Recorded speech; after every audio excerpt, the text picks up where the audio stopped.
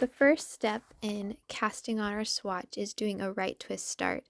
Now, a right twist start does need a long tail, so you can see here I am wrapping the yarn around my needle. I am just trying to make sure that I have enough of a tail that I'm not going to run out of yarn halfway.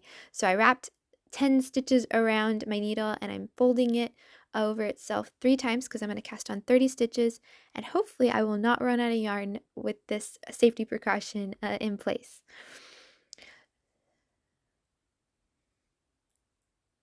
Now I'm going to take my yarn and I'm going to make basically a loop, or sometimes I say balloon. I pinch the yarn at the base so we have a loop. I take my thumb and my forefinger and I pry the yarns apart so that strand of yarn between my fingers is tensioned. And I'm going to grab my needle. Pointing downward, I'm going to go down, twist counterclockwise to the right, and come up. That is a right twist start. It is that simple. To do a stranded cast on, the first step is to take our needle and catch the strand of yarn tensioned by the thumb and come back and go over and catch the yarn tensioned by the forefinger. The second step is to take the needle and catch it once again by the yarn on the forefinger.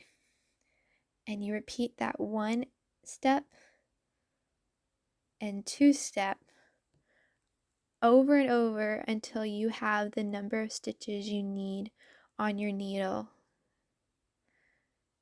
Catch the yarn on the thumb, around to the forefinger, again under the forefinger. And you're going to repeat that for however many stitches you need.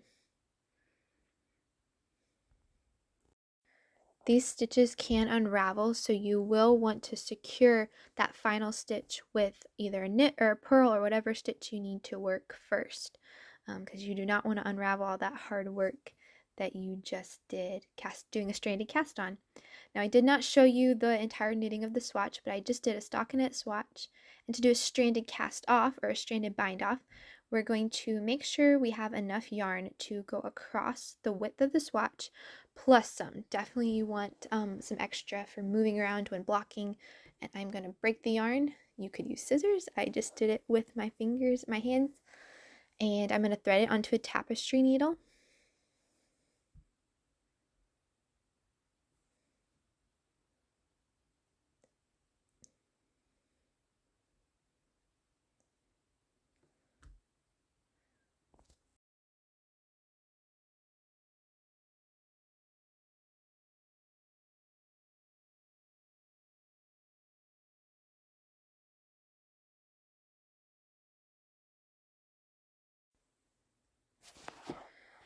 Make sure I'm at the right end where the yarn's coming out.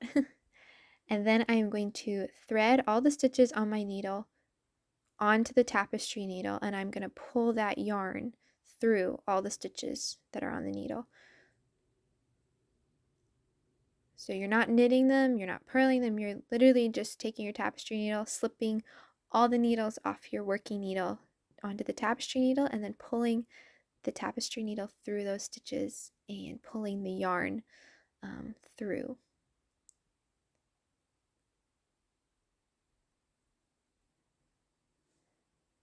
Takes a few minutes, or probably more like a minute, not a few minutes, depending on how many stitches are on your swatch, to take these stitches off and pull the yarn through.